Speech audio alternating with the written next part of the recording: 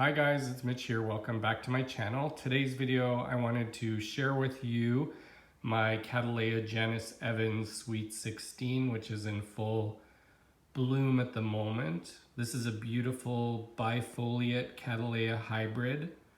Very, very easy to bloom and grow. Puts on one new growth over the spring, summer, fall that matures over the winter. It produces a little bloom sheath. You can see it right there. And then in the spring, it produces a couple of giant blooms. These blooms are about 5 inches across, 5 inches tall. I know it's hard to tell size on camera, and the whole plant is about a foot tall, 1.5 feet tall. It has a very, very sweet scent that is scenting up this whole area as I film it. I love, love, love the color combination. It reminds me of Cataleya holdenii, which I've seen at some orchid shows. But even though I own a couple of those plants, I haven't been able to get them to bloom yet. But this one blooms for me very easily every spring, including the year that I bought it. I bought this plant in 2017 at the Vancouver Orchid Show, and that was at the end of March. And even before I put on a new growth or any new roots, in May of that year, it threw out some beautiful flowers.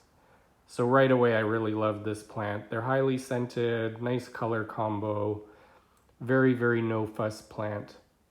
It puts on a new growth over the spring, summer, and fall, matures in the fall. Usually get a little tiny bloom sheath there, and then in the spring it throws out a couple of blooms. I've seen this plant online, and people have posted pictures where there are up to 3 blooms. That's not my experience of growing this plant, so I don't know if there's a trick to get it to have 3 blooms, but in my experience, it's had 2 blooms every year, and I'm happy. They're very well formed, they're large, they're highly scented, nice color, so no complaints there. Last year I had some issues with this plant. There was a few plants that I had in my grow area that got thrips really bad.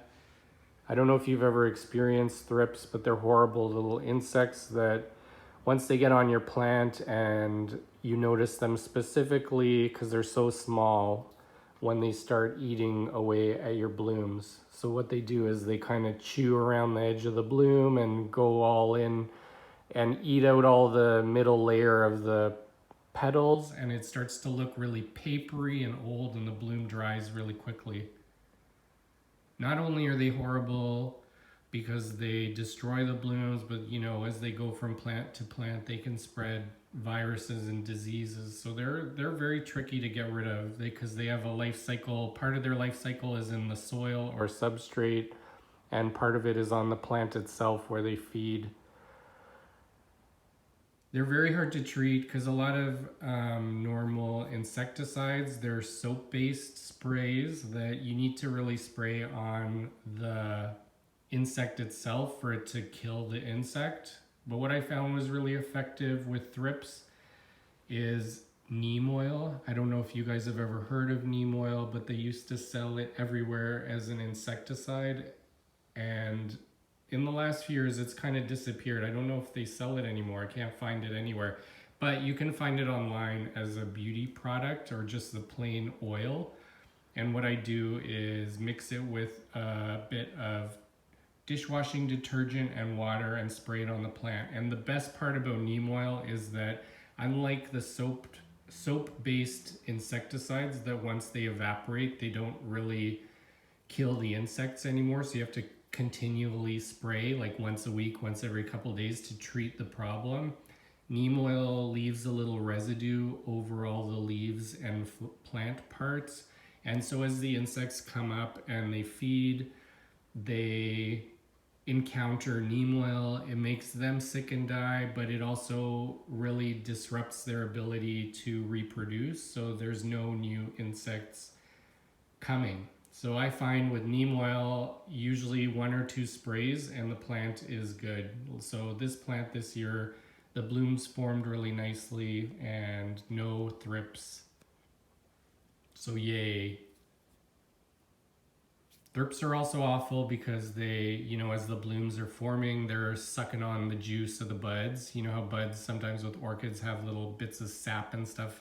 Well, they suck all the juice out and then the orchid blooms look really deformed. So if you haven't heard of it, neem oil, give it a try. I use it for almost all pests now, especially hard to treat ones like scale or mealybugs, where they have a stage where there's lots of little crawly babies that are really difficult to see. Well, neem oil will take care of that and your pest problems will be solved. Especially when you have a large growing area like mine. It's really, really hard to treat when you have an insect infestation. On that note, I have been trying to reduce my plant collection. I realize that I do have way too many plants and I'm just trying to focus on plants that I really love to grow and that are easy to grow and that give me a lot of joy. This is definitely one of those plants. It's very easy.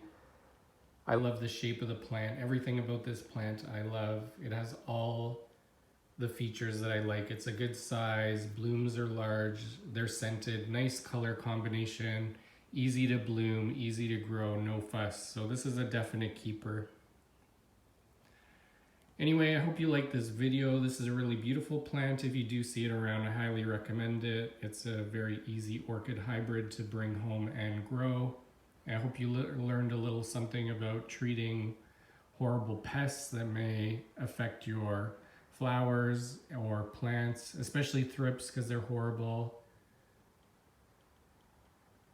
I will link my Instagram down below if you want to check out some other pictures of orchids. And yeah, thanks very much for watching. I'll see you next time.